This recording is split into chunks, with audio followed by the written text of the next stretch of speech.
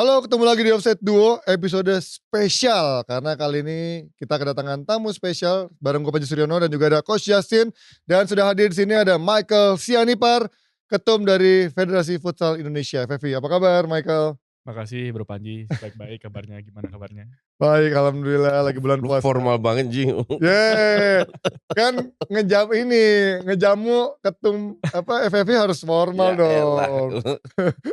Tapi seberapa sibuk sih lo bisa lo lagi ngomongnya Michael bisa ceritain gak sih seberapa sibuk berapa bulan terakhir ini dari kemarin SEA Games sampai berlanjut ke Piala Asia sampai kemarin euforianya nih seberapa hektik sebagai ketum? Lumayan sih, bisa dibilang 2-3 bulan terakhir fokus utamanya dan mungkin satu-satunya ngurus futsal sih sebenarnya. Iya, betul. Karena kita SEA Games itu kan dari bulan Desember.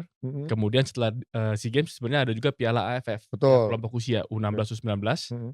Habis itu langsung ke persiapan AFC, pelaksanaan AFC, dan AFC ini kan bukan cuma kita mengirim timnas, tapi juga tuan rumah. Iya kemarin. Jadi persiapan sebagai tuan rumah ini 2 bulan 3 bulan terakhir sangat padat sih. Iya. Kemarin tuh sempat ada yang viral kan, banyak lah kalau kalian googling di media-media, ketum FFI nggak nyari panggung gitu. Waktu juara kemarin SEA Games kan banyak yang pengen wawancarain, tapi Michael menolak untuk diwawancara. Ini momennya pemain. Itu gimana ngeliat momen itu? Kenapa alasannya menolak wawancara waktu itu? Ya kalau saya sebenarnya berharap ini nggak dibesar-besarkan. Menurut saya itu hal yang biasa. Saya kebetulan memang pada saat ada beberapa media, sebenarnya bukan cuma satu sih, ada tiga media berbeda yang mau wawancara saya.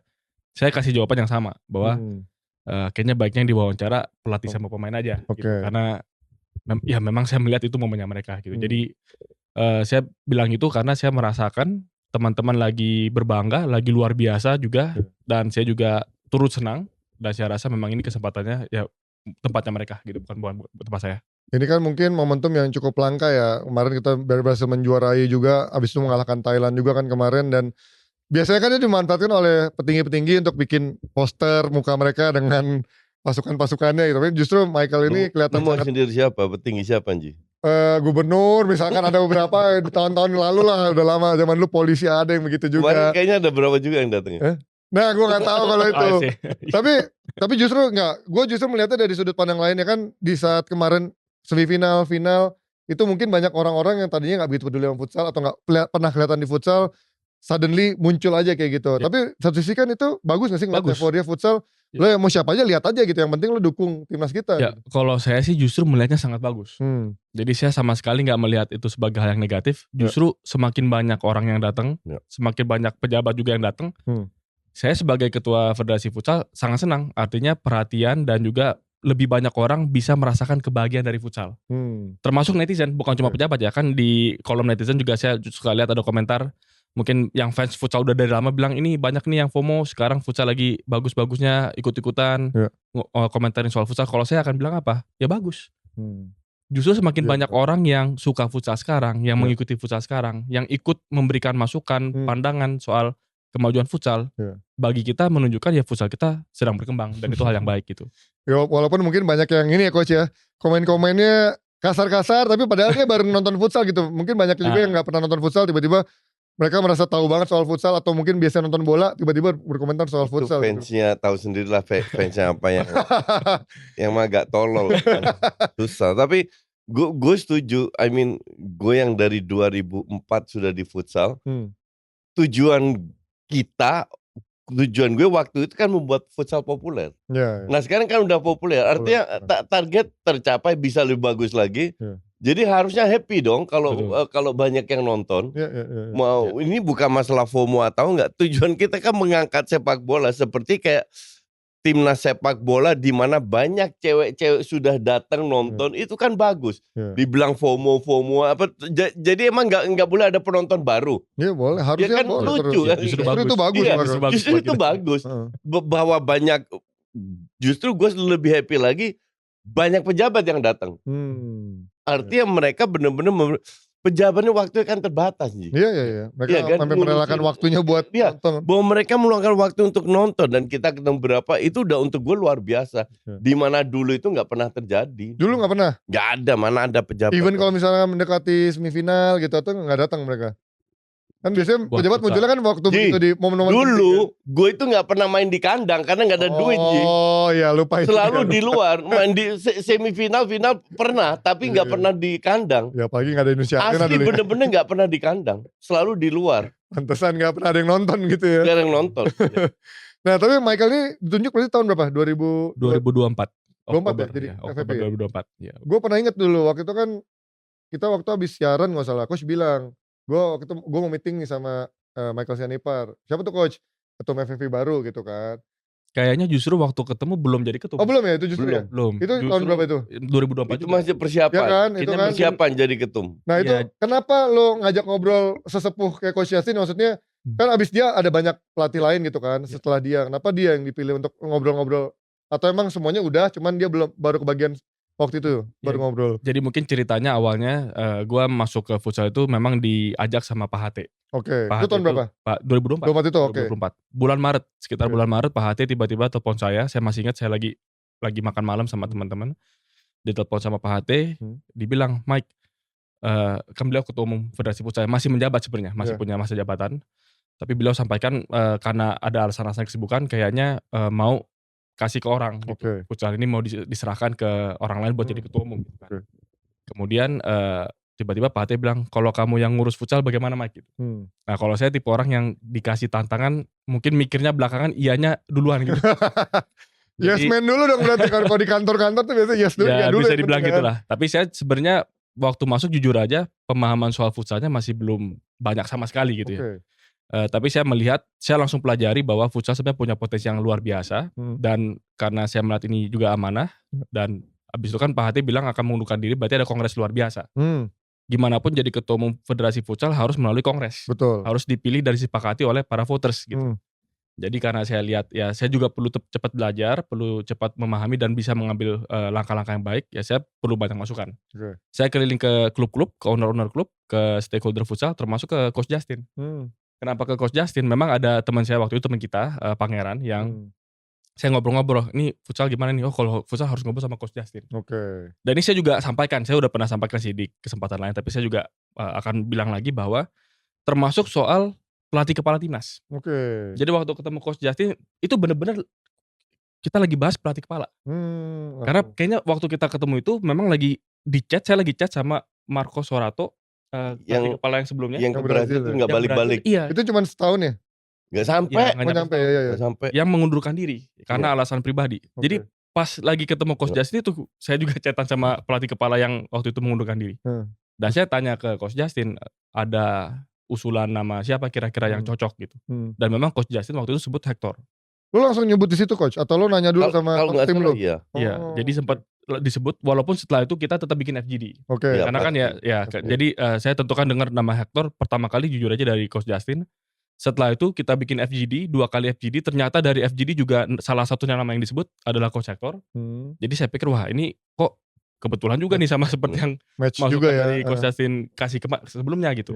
Nah ini jadi bagi saya penting untuk dapat informasi, dapat pandangan dari senior-senior, dari orang-orang yang sudah lebih paham futsal. Tapi dan fast forward dikit, berarti Coach Hector benar-benar menunjukkan orang yang tepat ya gitu. Dia nggak cuma sebagai pelatih kepala, tapi pada akhirnya sekarang dia menjabat jadi dirtek juga nggak sih? Jadi dirtek juga. Ya. Karena yang saya suka dari Coach Hector, tentu pertama pada saat kita wawancara beliau, dia menunjukkan sangat tertarik untuk jadi pelatih kepala timnas Indonesia. Kalau kita lihat CV-nya sebenarnya belum pernah jadi pelatih kepala timnas. Pernah di klub. Pernah mungkin jadi asisten pelatih fisik. Ya, jadi pernah jadi asisten tapi nggak pernah benar-benar pegang head coach suatu negara gitu. Jadi pada saat kita putuskan memang ada ambil risikonya. Karena ada opsi yang lain itu sudah pernah jadi pelatih kepala negara-negara yang kuat. Nah, tapi pada saat kita wawancara Coach Hector menunjukkan bahwa dia benar-benar ingin dan dia siap memaparkan konsep-konsepnya dan apa yang dia melakukan dengan timnas Indonesia kalau dia diberikan kepercayaan. Nah, jadi itu hal pertama yang menurut saya sangat impresif bagi kami di federasi. Salah satu alasan utama kenapa kita pilih beliau. Tapi lebih dari itu, yang saya setelah beliau jadi pelatih kepala ya, kita berjalan.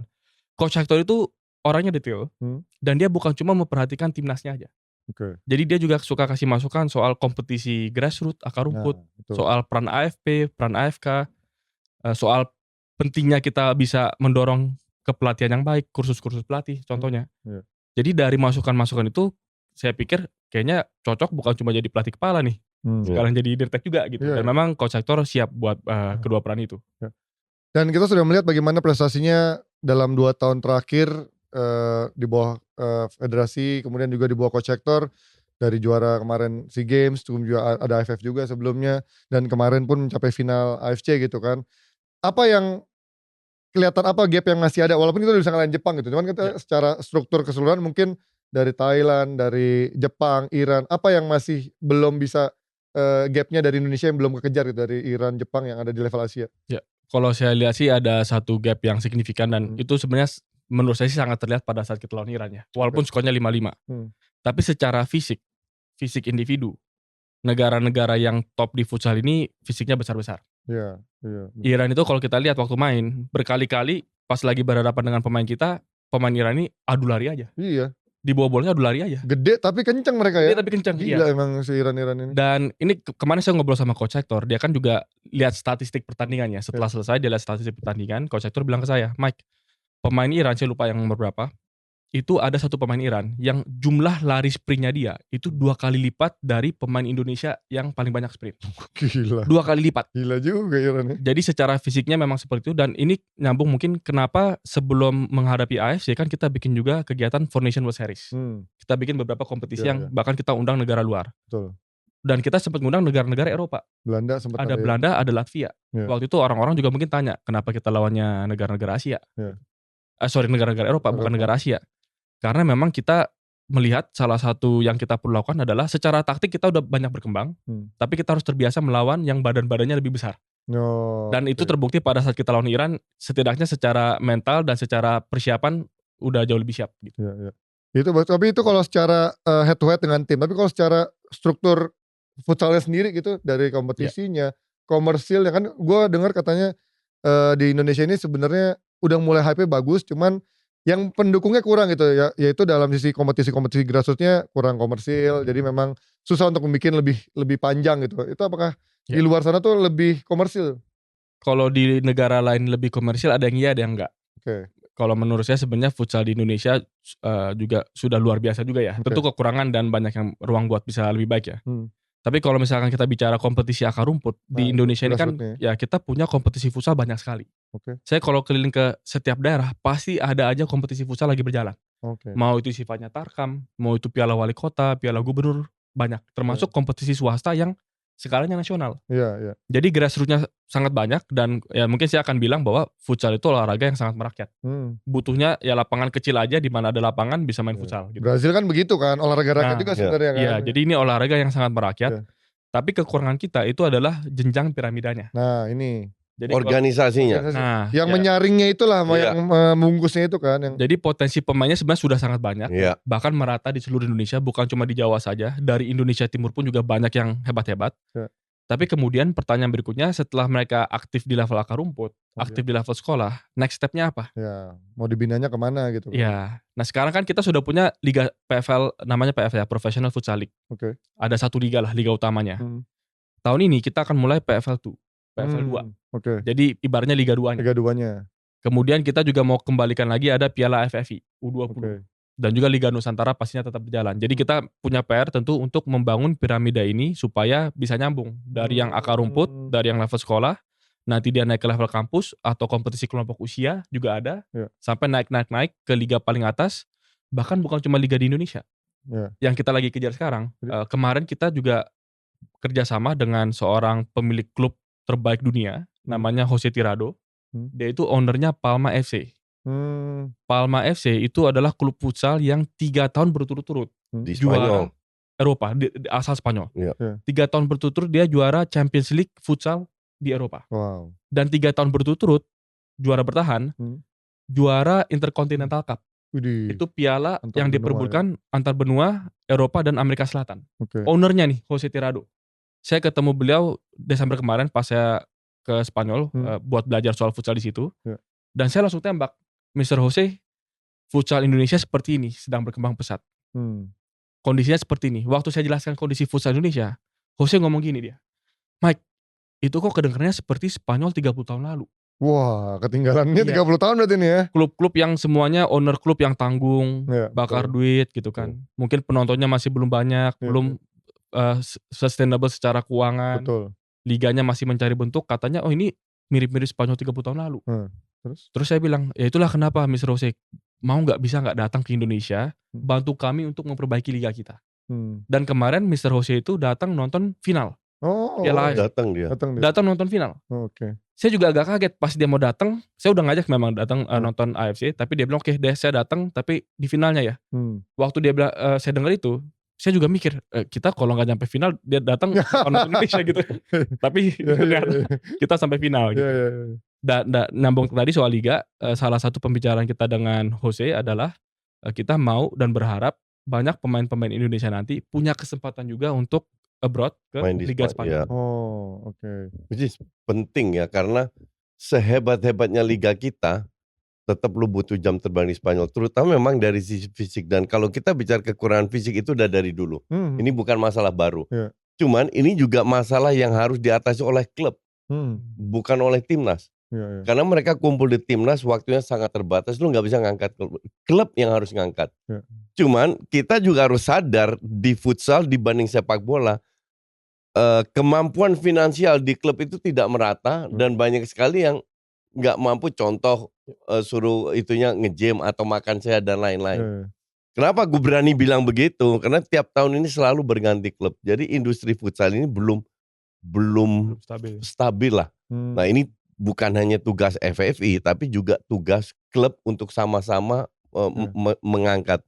Makanya itu bilang ini pertanyaan panjang bagus.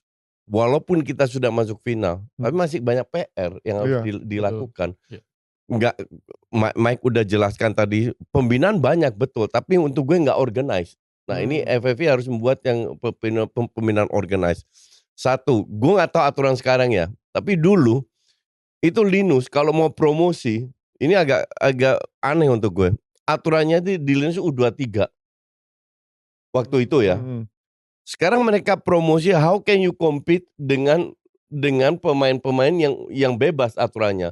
Mungkin tujuannya bagus biar memberi kesempatan kepada, tapi ini gue nggak tahu apakah sekarang udah berubah atau enggak. Tapi kalau gue bilang ini mempersulit tim-tim yang baru promosi, nggak bisa dapat pemain baru. Nah itu memang betul yang Coach sampaikan tadi. Kalau sebelumnya itu Liga Nusantara, katakan dia promosi, juaranya naik ke PFL, Liga Utama kita. Itu loncatannya terlalu jauh. Terlalu jauh, betul. Gapnya terlalu jauh. Akhirnya apa yang terjadi? Mereka pertama karena pemain mereka kebanyakan U23, jadi bongkar pasangnya banyak. Iya, betul. Pas sudah sampai di PFL bongkar pasangnya banyak karena harus langsung compete dengan klub-klub yang isinya sudah profesional, senior semua. Yang kedua, karena dia harus segera ngejar, ya otomatis kan ya lawan klub-klub yang udah kuat, yang udah stabil di atas, ya banyak kalahnya. Akhirnya apa? Baru naik degradasi lagi. Iya. Dan degradasi ke Linus itu apa yang terjadi? Jadi hilang. Karena sistem Linus itu bukan liga sebenarnya, dia tuh lebih ke cup. Nah, ini kenapa tahun ini kita bikin namanya PFL 2. Jadi salah satu solusi yang kita pikirkan, kita sekarang ada operator liga, namanya Kompetisi Futsal Indonesia. Ini kita ya belajar juga lah dari sepak bola, dari basket. Perlu ada operator yang berfungsi berbeda dengan regulator. Jadi FFI kita fokus sebagai regulator, operator dan promotornya ada. Kayak PT LIB-nya. Betul, kayak PT LIB. Ya, jadi ini ada PT KFI, Kompetisi Futsal Indonesia, masih baru, tentu masih mencari bentuk, masih perlu proses, transisi. Nah, tapi salah satu inovasi yang dibawa adalah sekarang ada PFL 2. Dan sudah ada 7 klub. Kita targetnya 8 klub ya, masih ada 1 slot lagi, mungkin ada yang tertarik dengar ini. Tapi target kita akan ada 8 klub yang bermain di Liga 2, di PFL 2 kita. Berarti akan ada promosi degradasi? Jadi juara Linus ke PFL 2 dulu? Ke PFL 2 dulu. Ya, kita sistemnya lisensi. Jadi bukan degradasi promosi, tapi kedepannya ya. Tapi ini kan masih proses transisi. Tapi yang juara Linus akan diutamakan untuk masuk ke PFL 2. Bukan otomatis. Karena kadang-kadang kalau otomatis, sebenarnya juara Linus belum tentu siap juga. Belum tentu siap, betul. Belum tentu ownernya itu mau komit di liga. Betul. Jadi kita nggak mau sekedar kasih slot, tapi dia nggak komit, dia nggak siap. Ini gue lihat di Belanda itu kan bolanya itu ada divisi 1, divisi 2. Divisi 2 nggak bisa degradasi. Divisi 3 itu kan amatir. Jadi amatir diberi kesempatan untuk promosi dengan mereka nggak mau. Ya. Karena mereka nggak sanggup. Jadi untuk gue make sense. Bahwa nggak semua klub bukan nggak mau, secara finansial itu berat. Gue dulu BTS itu punya gue dulu setengahnya. Setengahnya Dimas, setengah gue. Akhirnya gue jual karena gue nggak sanggup juga. Kalau Dimas kan kaya raya, kan gue kan nggak. Kayaknya baru sekarang. Pajak mana pajak. Jadi untuk gue sih emang berat, emang nggak gampang untuk keluar duit buat klub profesional. Paling berat di apa sih kalau kosnya futsal? Gaji itu ya? Gaji. Emang gajinya, maksudnya gaji lu harus bersaing, Ji. Ada berapa klub yang emang edan keluar duit. Oh iya, jadi ada kesenjangan itu ya, ada yang. Tapi berarti nggak ada kayak salary cap gitu ya di futsal sekarang ya? Belum ada. Belum ada ya? Ya. Ada beberapa masukan supaya bisa punya salary cap. Kan beberapa cabur lain punya itu ya. Tapi di FFI dan di KFI kita belum kepikiran ke sana sih. Coach, kalau Mike mungkin agak malu-malu ngomongnya. Emang berapa sih kalau pagunya di futsal tuh kisarannya berapa? Sama bola jauh nggak? Jauh. Oh jauh. Let's say paling mahal ada miliaran nggak per tahun?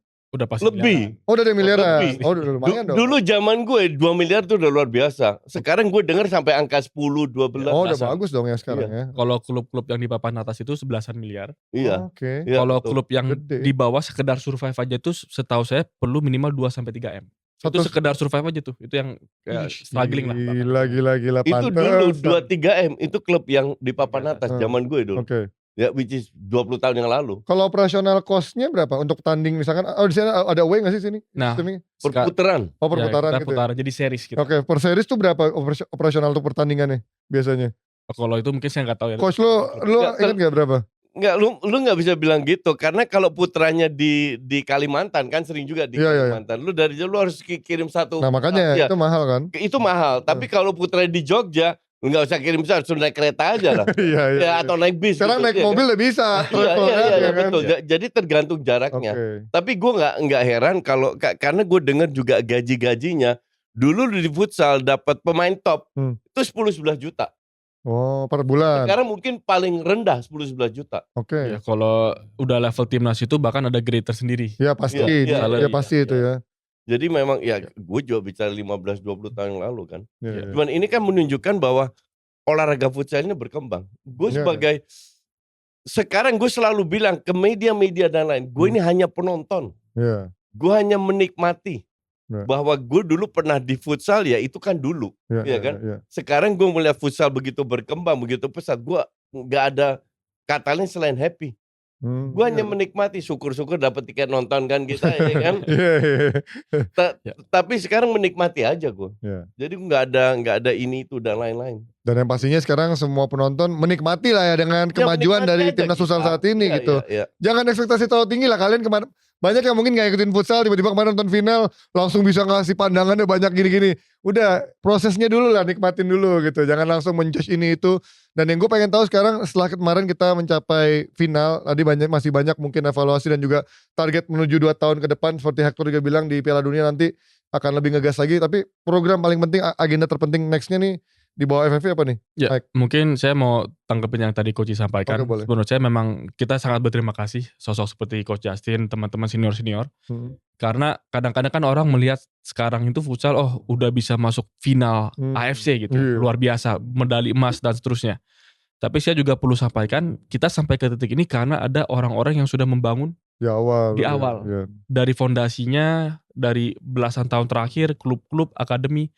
Termasuk bukan hanya Coach Hector, saya harus sampaikan ada coach-coach lain sebelum Coach Hector yang juga punya jasa-jasa.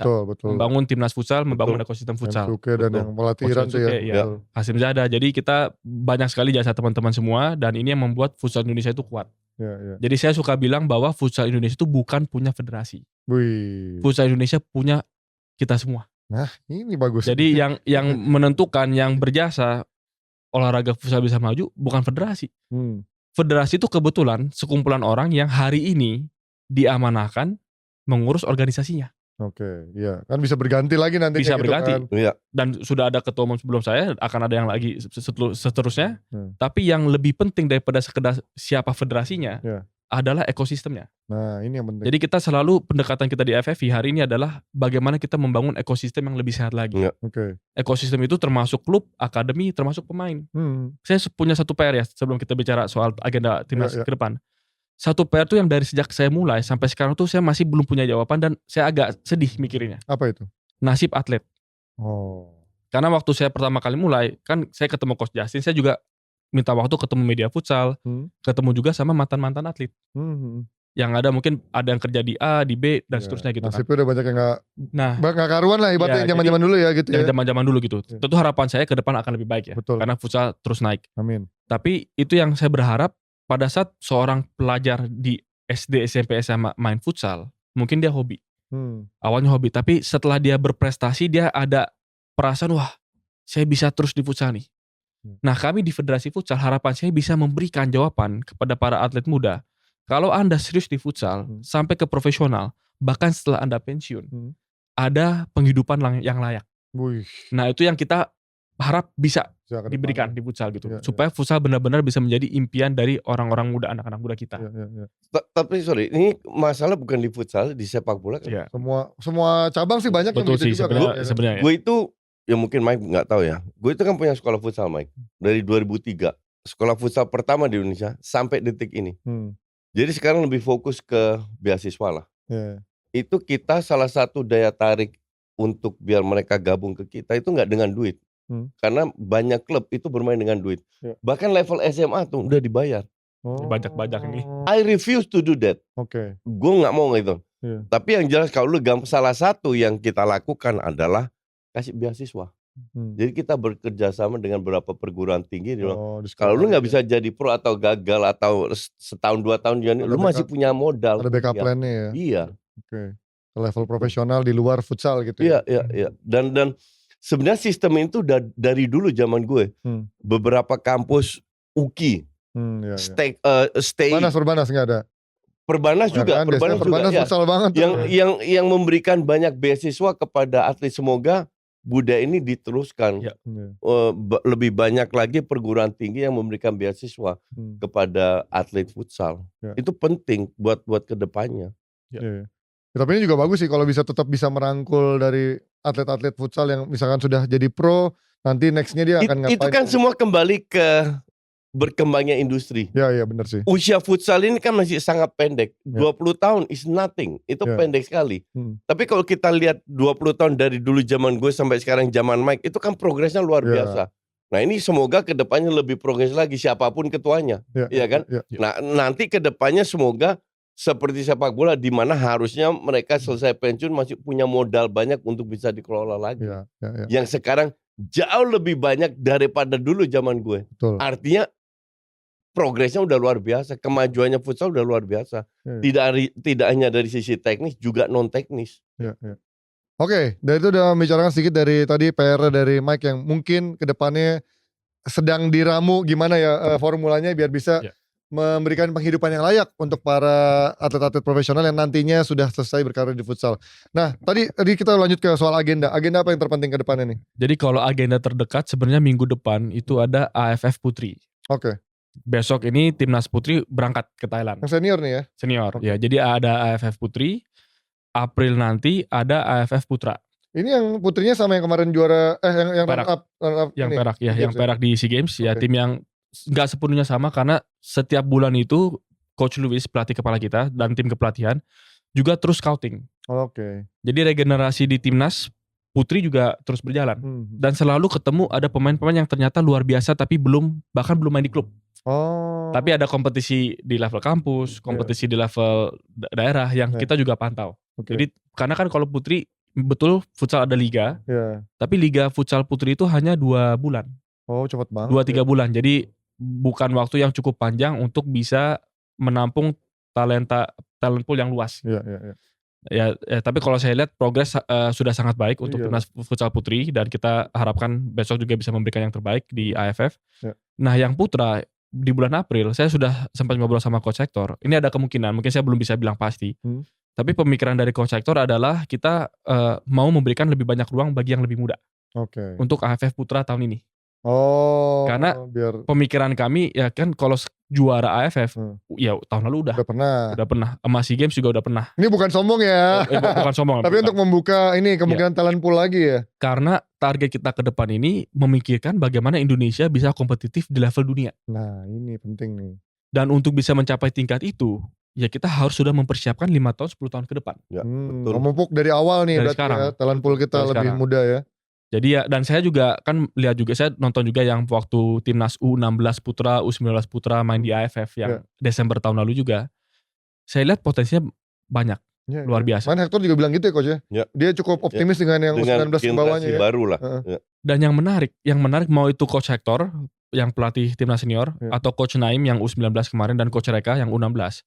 Semuanya itu bingung pada saat milih yang dipanggil ke timnas. Oh, karena banyak pilihannya. Kita panggil ke TC sekian orang. Pertama panggil ke TC aja kita bingung. Kemudian sudah di TC kan kita kerucutkan lagi nih untuk kita kirim. Oh, pelatih U19 itu Naim. Iya. Yang 16 siapa? Reka. Gak tahu. Kalau Naim masih sosok. Ya, Naim gue kenal banget lah. Jadi teman-teman dari tim kepelatihan ini menyeleksi itu. Karena kadang-kadang ada juga dari AFP, AFK, dari sekolah yang nanya, kok pemain kami gak dipanggil, Bukan kita gak melirik segala macam, karena kita mengakui banyak sekali yang bagus. Iya, pusing sih ya. Justru mengerucutkannya ini yang PR. Betul, yang cocok juga buat pelatihnya juga bingung kan tuh pasti. Nah itulah kenapa kan kita ada PFL 2, ada Liga Nusantara, ada banyak kompetisi, karena kita mau memastikan ruang dan kesempatan bermainnya tambah banyak. Termasuk di timnas. Tahun lalu juga kan ini sempat teman-teman netizen dan supporter juga bahas, waktu kita ada kompetisi di China, yang kita kirim itu bukan timnas yang biasanya berangkat. Iya, benar. Tapi hampir semuanya itu, bahkan banyak yang baru juga pertama kali main di timnas. Dan bisa juara juga kok. Widih, itu dia. Ya sekali lagi bukan kita sombong gitu ya. Artinya tuh menunjukkan bahwa banyak banget talent sebenarnya bisa dicoba gitu kan. Justru itu, bahwa banyak talenta yang kita mau terus kembangkan, dan kita juga gak mau cepat berpuas diri, kita harus mempersiapkan untuk kompetitif di level dunia. Nah jadi itu pandangan yang kita anut untuk ke AFF Putra di bulan April.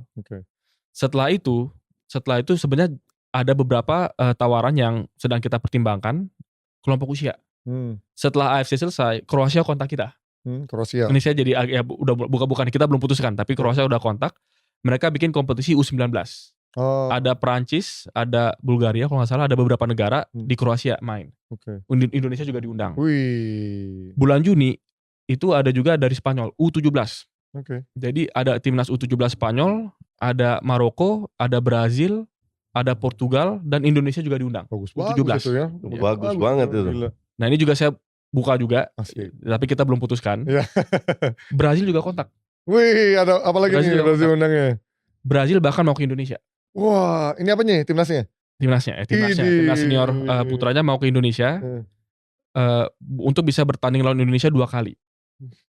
Tapi di FIFA Matchday yang kapan, tanggal berapa belum kita putuskan. Belum tahu. Selain itu, kan ini kan yang masuk ke federasi nih. Saya info ke Coach Hector ini ada beberapa federasi udah kontak federasi negara lain kontak kita nih. Coach Hector balasnya apa? Saya juga udah dikontak, Hongaria kontak saya, Armenia kontak saya, Kazakhstan kontak saya.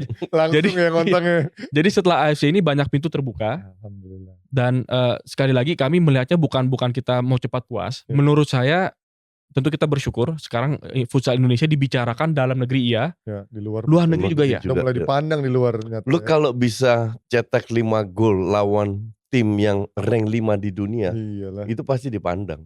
Kalahnya adu penalti. Whatever. Menang kalah itu kan kalahnya ada penalti lagi gitu kan. Untuk mereka gak penting. Betul. Yang mereka lihat, ini ada negara baru bisa cetak 5 gol di kandang Iran. Itu luar biasa. Karena futsal dan sepak bola itu kan beda. Futsal top Asia itu udah praktis top dunia. Yang kita harus kejar kan sekarang kita harus geser Thailand atau Jepang ya. Agar bisa masuk seeding untuk 2028. Tapi itu teknis lah. Tapi intinya gue gak heran karena memang dipantau. Dan ini ya perkembangan yang luar biasa. Cuman ini kan duit semua ya. Ini. Dan harusnya kalau gue bilang itu dibantu sama PSSI. Karena futsal untuk yang kalian yang nggak tahu kan gue banyak baca komen. Futsal jangan sampai diambil alih sama PSSI ntar berantakan. Tolol. Futsal itu dibawa PSSI. Iya. Walaupun memang katanya sempat memisahkan diri. Enggak, bukan. Itu gimana tuh dulu? Futsal tidak pernah pisah dari PSSI. Nggak pernah, tapi? Yang ada seperti di Brasil, zaman gue dulu, gue pensiun 2013, vakum setahun, Pak HT masuk. Itu jadi namanya FFI, Federasi Futsal Indonesia. Dulu Badan Futsal Nasional. Oh iya. Itu dulu gue di bawah PSSI. Akhirnya sama PSSI dilepas biar berdiri sendiri untuk lokal. Seperti di Brasil. Brasil juga gitu, punya federasi sendiri untuk lokal. Pada saat mereka keluar negeri, internasional, mereka bawa bendera PSSI. Gitu. Karena yang diakui hanya PSSI. Soalnya kan media-media suka bilang FFI akan kembali di bawah naungan PSSI itu ya maksudnya. Enggak pernah. Futsal itu tidak pernah lepas dari PSSI. Tetap ada secara struktur di bawah PSSI. Hanya dikelola Mike sebagai ketua oleh organisasi lokal yang diberi mandat oleh PSSI untuk kelola futsal. Tapi dari dulu nggak pernah lepas dari PSSI. Nah ini jadi mungkin saya juga jelaskan dari kacamata FFI ya. Sangat setuju dengan apa yang Coach Justin tadi sampaikan. Dan bukan masalah setuju nggak setuju, itu realitanya. Kita setuju nggak setuju itu faktanya kok. Bahwa futsal itu adalah bagian yang tidak terpisahkan dari sepak bola. Di Indonesia iya, di dunia juga iya. Karena futsal itu di bawah FIFA. Dan saya juga perlu sampaikan, dan saya terang-terangan dah, saya kayak ini belak-belakan aja gitu. Bahwa dari sejak saya masuk ke FFI, dan pada saat saya maju sebagai ketua umum FFI, orang pertama yang saya hubungi adalah Pak Erick Thohir. Karena saya memang melihat beliau sebagai ketua umum PSSI, dan banyak program-program di PSSI yang saya lihat juga baik, dan saya merasa penting untuk futsal bisa selaras dengan PSSI. FFI bisa selaras dengan PSSI. Secara fakta memang FFI adalah asosiasi anggota PSSI. Itu fakta. Di statuta PSSI disebut kira-kira gitu. Tapi secara praktek saya melihat banyak sekali program-program futsal akan bisa berjalan jauh lebih baik kalau kita selaras dengan PSSI. Jadi di Kongres Menpora pada saat itu Mas Dito datang, Pak Erick juga datang di Kongres FFI. Dan sehari setelah Kongres selesai, setelah saya terpilih dan Exco terbentuk, saya juga langsung menghadap ke Pak Erick Thohir, FFI ke PSSI, melaporkan program kerja. Dan banyak kegiatan-kegiatan kita, ini Pak Erick nggak minta saya ngomong gini, tapi saya harus ngomong apa adanya, bahwa dari awal kita menyusun program FFI, Pak, kami mau bidding Piala AFC. Pak Erick, kami mau bikin Foundation World Series. PSSI bantu. Dari pemerintah juga bantu, ada dana APBN melalui PSSI yang bantu kemudian bantu secara finansial. Jadi dari APBN ke PSSI kemudian ke kita, kemudian dari PSSI juga ada namanya GSI, Garuda Sepak Bola Indonesia. Itu yang mungkin bisa dibilang marketing armnya lah. Jadi Marshall lah itulah. Gitu. Yang juga bantu untuk mempromosikan futsal. Nah ini kan hal-hal yang mungkin banyak dari supporter futsal, dari teman-teman semua yang belum mendengar, tapi saya harus sampaikan apa adanya bahwa selama ini ekosistem PSSI mendukung. Sangat mendukung transformasi yang kita lakukan di futsal. Four Nation League, Four Nation Belanda, itu Marshall telepon gue dan dia juga minta bilang tolong dibantu lah. Jadi ini memang dari sini gue lihat memang mereka membantu. Karena FFI mau dapat tawaran berapapun, mau kemanapun, asumsi duit FFI nggak ada serinya. FFI kita mau ke Brasil, kita mau Kroasia, kalau PSSI bilang enggak, lu nggak berangkat, selesai lu. Karena nggak akan berangkat. Benar. Karena komunikasi keluar harus lewat PSSI. Gitu, jadi nggak bisa FFI lepas dari PSSI. Secara birokrasi tetap harus lewat PSSI ya, kalau secara internasional ya. Dari dulu zaman gue sampai sekarang, karena memang di bawah PSSI. Jadi kalian tolong ya agak pinter dikit, jangan bilang mungkin futsal harus lepas dari PSSI dari mana. Mungkin saya mau bahkan bicara lebih jauh terkait dengan hal ini, karena bagi saya justru kalau futsal mau lebih maju, kita harus di dalam ekosistem sepak bola. Dan sebaliknya, saya juga punya keyakinan kalau sepak bola Indonesia mau lebih maju lagi, futsal itu elemen yang penting. Karena apa? Saya juga coba pelajari negara yang sepak bolanya maju, futsalnya maju. Itu kan contohnya ada beberapa, banyak sebenarnya. Terutama Argentina sama Brazil. Spanyol juga. Portugal. Dan waktu saya belajar soal futsal Spanyol dan Portugal, saya sampai ke sana untuk belajar langsung. Mereka ceritanya apa? Banyak pemain-pemain itu mulainya di futsal. Karena lapangan kecil. Basic-basicnya itu belajar di futsal. Bisa dimain di mana aja lagi itu kan. Kemudian usia remaja, kemudian mereka jadi bisa memilih mau ke sepak bola atau tetap di futsal. Di Brazil, di Argentina juga sama. Lapangan-lapangan kecil tersedia di seluruh negaranya, kira-kira begitu. Jadi talent pool kita, futsal ini kan talent poolnya luas sekali. Yeah. Sehingga kita mencari pemain futsal juga tidak sulit. Karena banyak sekolah punya ekskul futsal. Betul. Nah kalau ekosistem futsal dan ekosistem sepak bola ini nyambung, menguntungkan keduanya. Yeah. Jadi bagi saya, kita di bawah PSSI, ini kan bahasa, menurut saya ini bukan masalah kontrol. Oh siapa yang punya kontrol, siapa yang punya otoritas lebih tinggi. Saya melihatnya bukan kacamata birokrasi. Yeah. Saya melihatnya adalah kebutuhan olahraga berkembang. Yeah, okay. Dan kalau kebutuhan futsal mau berkembang, kita memang harus di dalam ekosistem PSSI. Supaya kita bisa lebih cepat lagi. Dalam negerinya iya, luar negerinya juga begitu. Ya, betul. Menarik sekali. Maka dari itu gue bilang, PSSI ini kan duitnya di bawah Erick Thohir itu ya mungkin berlimpah ya. Banyak lah bisa dibanding banyak dulu. Komersil lah dari situ. Ya at least bisa dukung futsal dengan program-program yang ada. Karena lu gak akan bisa hebat kalau lu gak ketemu yang terbaik. Justru turnamen-turnamen yang isinya informal atau apa, disitulah kita mendapatkan pemain-pemain, kita mendapatkan jam terbang. Jadi nggak penting mau kalah sama kayak U23 FF. Kalau mereka nggak juara, it's okay. Iya. Tujuannya adalah untuk U23 itu cari jam terbang. Iya. Nah inilah hal kayak gini harus didukung sama PSSI. Karena mau nggak mau anak lu itu ya futsal. Jadi tolong kasih duit juga ke futsal untuk bisa. Ya emang begitu. Iya. Ya mungkin habis ini Marcel WA gue, Coach jangan gitu dong.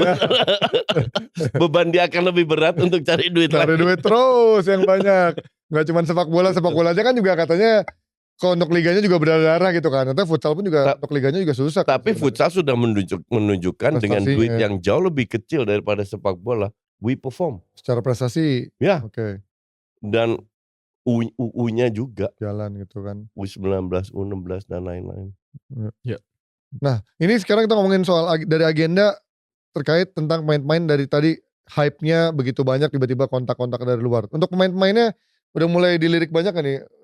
Sepengetahuan Mike dari pemain-pemain kita apakah udah ada yang mulai dimasuk radar untuk bermain di luar atau mungkin trial dulu bermain di luar? Isra ya dengar kabarnya mau coba di luar ya? Iya, jadi nah ini balik kenapa tadi kita punya jaringan, seorang owner klub Palma Futsal, Jose Tirado itu datang ke Indonesia. Harapan kita bisa membangun pintu komunikasi ke klub-klub yang luar biasa di sana, Eropa. Ya? Dan Mr. Jose bilang ke saya, beberapa hari setelah AFC, Mike, sudah ada 10 klub lebih dari Spanyol, dari Portugal, dari Prancis yang kontak saya karena mereka dengar saya lagi bantu Indonesia, yang tanya soal profil pemain Indonesia. Jadi nama-namanya sudah mulai kedengeran. Nah tentu ini kan menurut saya proses ya. Ya harapan saya mungkin karena kan ada bursa transfer, kemudian harus ada komunikasi, persiapan. Saya juga perlu komunikasi dengan para klub di Indonesia, karena kan pasti mereka juga merasa loh kita ini lagi bagus-bagus, pemain kita yang terbaik malah mau dilirikin nih gitu kan. Nah, jadi ini proses, di luar negeri sudah mulai dilirik, tapi di dalam negeri juga kita harus terus membangun talent pool yang ada di Indonesia. Tapi mau nggak mau, dan ini harus saya sampaikan termasuk ke teman-teman para klub di Indonesia, kalau futsal Indonesia mau naik kelas, harus ada yang abroad. Nah itu. Beda, ini coach sektor juga cerita ke saya. Misalkan nih coach sektor bilang, ayo pemain-pemain kita harus nge-gym, kita harus perkuat masa otot kita, kira-kira gitu. Pemain-pemain mungkin mikir, buat apa? Buat apa gitu. Tapi pada saat kita Four Nations lawan Argentina, ngerasain itu badan-badan Argentina kayak gimana. Wah itu jadi baru lebih sadar, oh ya kita kalau level dunia memang harus punya kemampuan ini kira-kira gitu. Nah jadi dengan kita bisa mengirimkan pemain abroad, mereka juga akan terlatih dan akan bisa melihat level dunia yang sebenarnya seperti apa. Jangan sampai kita ini komunitas futsal Indonesia katak dalam tempurung. Betul rankingnya sudah 15 dunia, betul kita final AFC, tapi di atas langit ini masih ada langit. Jangan sampai mentok di situ-situ aja ya. Betul. Terlalu masuk dalam zona nyaman gitu ya. Kita masih harus naik kelas. Dan untuk bisa naik kelas memang perlu ada keterbukaan dari kita semua, dan kita harus mendukung atlet-atlet terbaik kita terbiasa di level dunia. Nah ini berarti kan dari 2 tahun terakhir atau dari kemarin pencapaian-pencapaian terakhir udah ada ini gak sih pembicaraan evaluasi atau roadmap atau blueprintnya? Target kita tuh untuk mencapai level dunia tuh kira-kira realistisnya berapa tahun lagi sih untuk emang selevel sampai sama level-level dunia yang tinggi ya? bukan hanya masuk Piala Dunia tapi memang sudah selevel sama yang tim-tim dunia kayak Iran dan lain-lain. Jadi ada rencana jangka pendek, ada rencana jangka panjang. Oke. Mungkin saya mulai dari yang jangka panjang dulu. Karena lebih singkat, soalnya jangka panjang mau terbang gitu.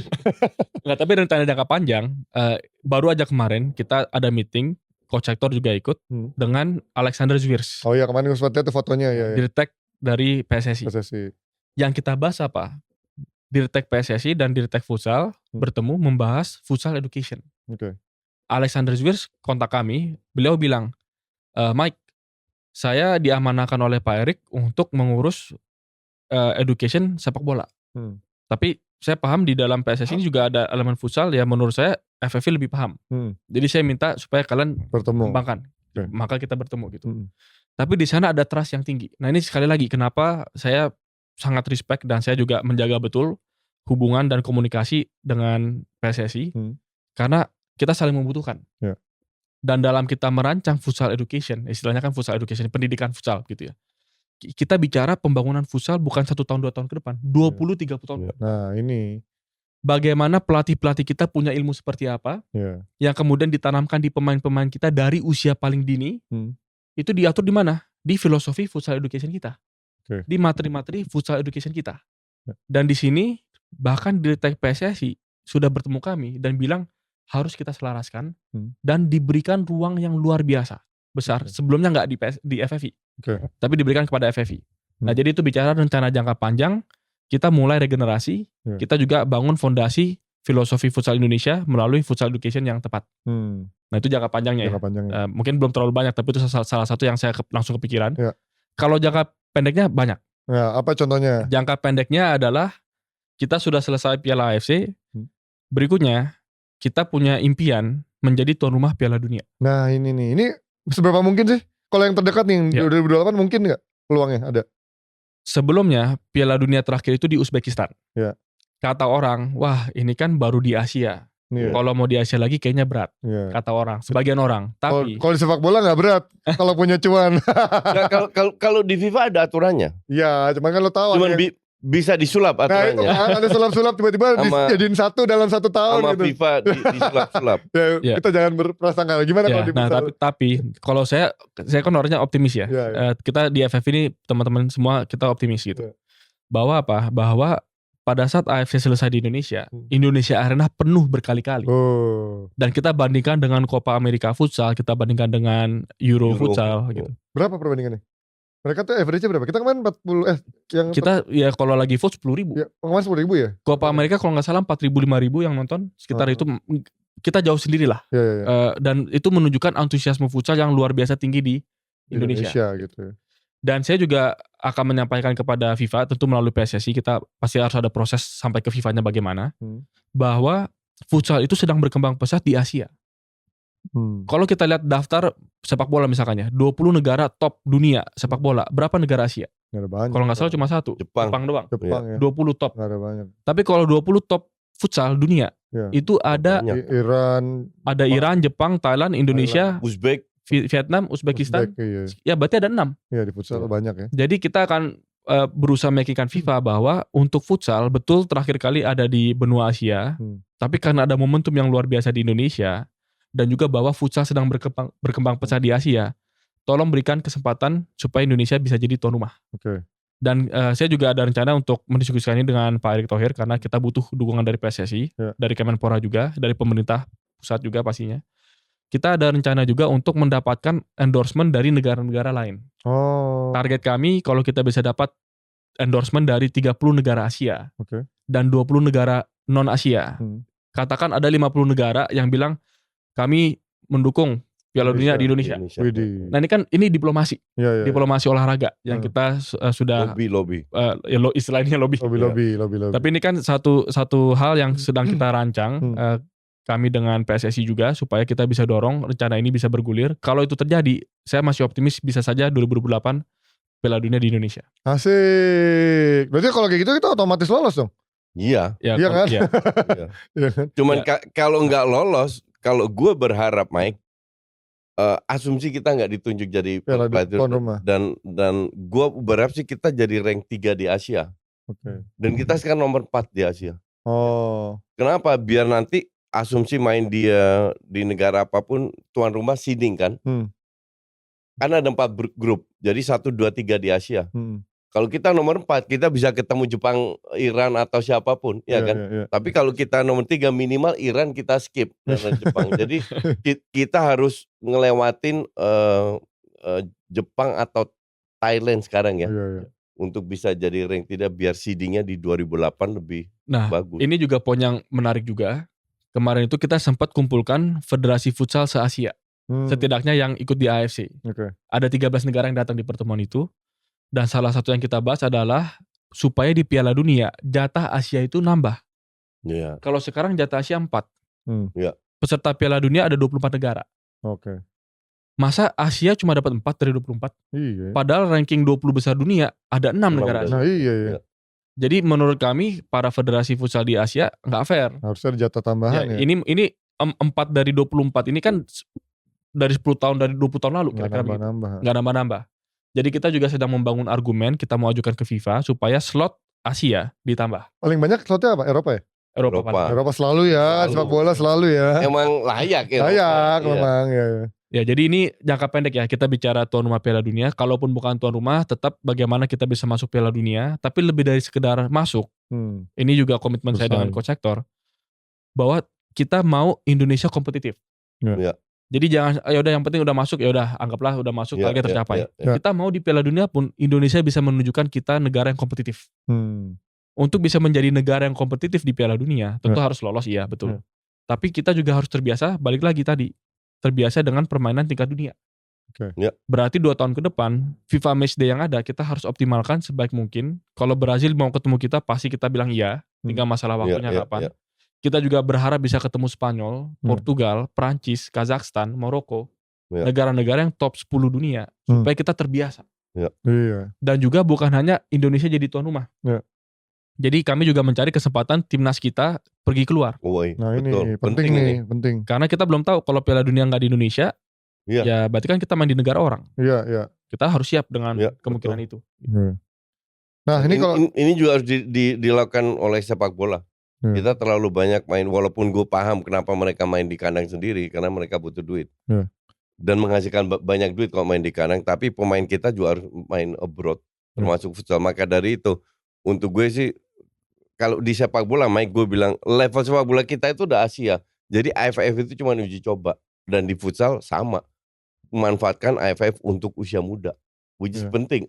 Pemain muda itu butuh jam terbang. Kalau enggak, kapan mereka dapat jam terbang? Kalau semua senior yang main. Jadi mending fokus ke Asia. Makanya kalau seandainya nextnya kita nggak juara AFF atau apa, ya terima aja karena ini uji coba. Gitu.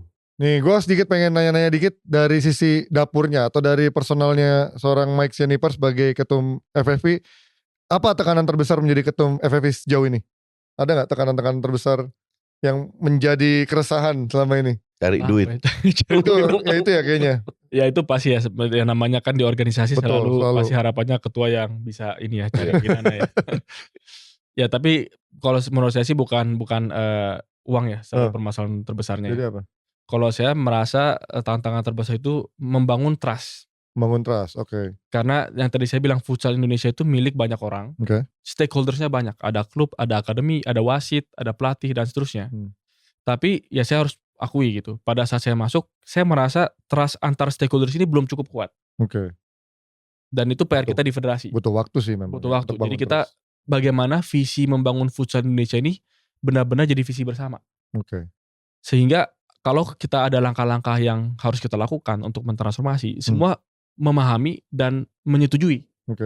Jadi saya harap sebagai ketua umum federasi futsal bukan berarti karena saya ketua umum punya otoritas ambil keputusan ABCD semua ikut ya harus jalan. Klub harus jalan, ikutin dan seterusnya. Kan saya juga nggak ingin seperti itu. Tapi kita tentu karena sudah ada hasil, untungnya ada hasil-hasil baik, kita bisa mulai menyampaikan bahwa futsal kita harus naik kelas. Kadang-kadang naik kelas itu prosesnya nggak selalu enak. Iya, benar. Liganya harus kita ubah. Liganya harus kita ada desain yang kita ubah. Mungkin timnasnya juga ada penyesuaian yang kita harus lakukan. Mungkin bukan proses yang sepenuhnya nyaman. Karena perubahan memang biasanya banyak, ada juga yang gak nyaman gitu kan. Jadi itu yang saya juga berharap teman-teman dari komunitas futsal se-Indonesia juga bisa menjadi bagian dari ini. Kita harus membangun trust yang tinggi karena futsal ini milik kita bersama. Nah itu dia kita tanya dari tantangan sebagai ketum FFV ya. Gue ada sedikit beberapa quick questions nih yang menjadi top of mind aja. Lo ada apa question? Belum selesai. Jadi gini, yang harus menurut gue yang kurang dilakukan oleh FFV. Itu. Soal teknis mereka punya Hector, mereka punya banyak orang yang hebat lah, yang udah benar itu gue gak mau sentuh sama sekali. Tapi futsal jangan lupa juga, futsal itu butuh engagement. Engagement ini masih untuk gue masih terlalu rendah. Hanya momentum aja ya? Iya, momentum. Jadi setelah momentum ini futsal harus tetap berada di atas biar penonton, viewers, netizen dan lain-lain media tetap stay dengan futsal. Nah ini yang gue bilang bisa tetap menjadi salah satu fokus utama FFV untuk bahwa zaman itu udah berubah sekarang. Contoh paling bagus ya Infantino datang ke iShowSpeed untuk minta dukungan. Jadi memang influencer itu penting. Nah semoga kedepannya futsal tetap berada FFV tetap fokus kepada engagement atau exposure dari sosial media agar nama futsal tetap berada di atas. Biar penontonnya nanti biar penonton terupdate biar bisa fokus ke sana. Setuju. Jadi promonya nggak model konvensional lagi ya, sekarang udah mengikuti zaman. Iya, lu harus nggak bisa lepas dari situ. Nah ini kita ada sedikit quick questions buat Mike Sianipar nih, jawabnya top of mind aja ya, jadi nggak perlu banyak mikir gitu. Oke, ini pertanyaan pertama, lebih realistis mana, Indonesia juara Asia atau lolos semifinal Piala Dunia? Juara Asia. Juara Asia, karena udah selangkah lagi ya kalau juara Asia. Iya, dikit lagi. Negara mana yang paling ingin Anda kalahkan? Brazil, oke. Jangan tanggung-tanggung. Pemain futsal Indonesia siapa yang menurut Anda punya potensi world class dan bermain di luar? Top of mind? Israr, oke. Apakah futsal bisa suatu hari nanti menyamai level sepak bola secara popularitas? Menurut Mike? Bisa, optimis sekali.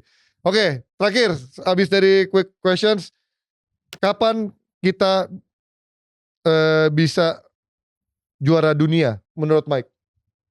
Kalau menurut saya berapa tahun lagi kira-kira yang ada di pikirannya? 20 tahun lagi. 20 tahun lagi. 2045 soalnya Indonesia emas. Oh iya. Gue gak lupa dari Indonesia emas. Enggak, ini udah politis. Gue cuma semboyan yang udah hilang ternyata. Oke, ada pesan gak nih Mike untuk para penonton kita yang mungkin memang pecinta futsal asli dan juga orang yang baru mulai memperhatikan futsal dari euforia kemarin? Ada gak pesan-pesan untuk penonton kita? Ya, saya yakin bahwa futsal itu olahraga yang menyatukan kita, dan futsal bisa menjadi kebanggaan kita semua.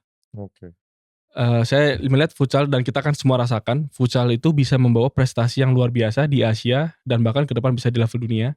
Dan harapan saya futsal adalah salah satu cabang olahraga yang kita punya yang benar-benar bisa membawa bendera merah putih berkibar di level dunia. Dan untuk mencapai itu sekali lagi butuh dukungan semua orang, termasuk dari teman-teman dari media, dari klub, akademi, dan para supporter pastinya yang terus dengan setia dukung futsal. Karena futsal Indonesia bukan punya federasi. Punya kita. Ini saya perlu ulang berkali-kali, futsal Indonesia punya kita semua. Kebetulan kami yang sekarang di federasi, tapi kami tahu kami hanya sementara di sini. Tapi yang akan memastikan futsal kita terus naik kelas 5 tahun, 10 tahun, 20 tahun dari sekarang adalah kita semua sebagai ekosistem. Sebagai stakeholders futsal, dan harapan saya kita bisa mewujudkan itu bersama-sama. Amin. Dan itu dia, terima kasih untuk Michael Sianipar yang sudah hadir di Offside 2 kali ini, dan kita doakan prestasi-prestasi yang akan datang bermunculan gak cuman kemarin tapi juga terus menaikkan levelnya dari timnas futsal Indonesia dan juga semua futsal-futsalnya, gak cuman timnas tapi juga level-level klubnya. Coach, ada statement terakhir buat juga futsal? Enggak, gue sih pesan buat FFV? Enggak ada. Enggak ada, udah ya tadi ya. Enggak ada. I mean they do udah bagus ya. Great job, udah luar biasa. Gue sangat menikmati dengan apa yang terjadi. I mean gue kenal banyak orang masih di futsal. Jadi enggak ada masukan atau apa. Just biar kita sebagai penonton tetap bisa enjoy lah. Let them do their job. Dalam arti nanti ada turunnya, ada naiknya. Tetap kita harus dukung futsal, mau naik turun atau gimana. Jadi kita enjoy aja. Betul. Nah itu dia buat para penonton Offside Duo dan juga para penonton futsal. Semoga kalian juga terus menikmati, mendukung apapun yang terjadi dengan timnas futsalnya, dan pastikan futsal ini sepertinya hal sepak bola menjadi sebuah wadah persatuan, perdamaian dan juga universal. Terima kasih lagi Mike Sianipar sudah hadir. Kita ketemu lagi mungkin nanti di stadion atau mungkin kalau udah di final lagi ya. Thank you buat para penonton, sampai ketemu di episode berikutnya yang spesial nggak kalah kerennya dari bintang tamu lainnya. Sampai jumpa.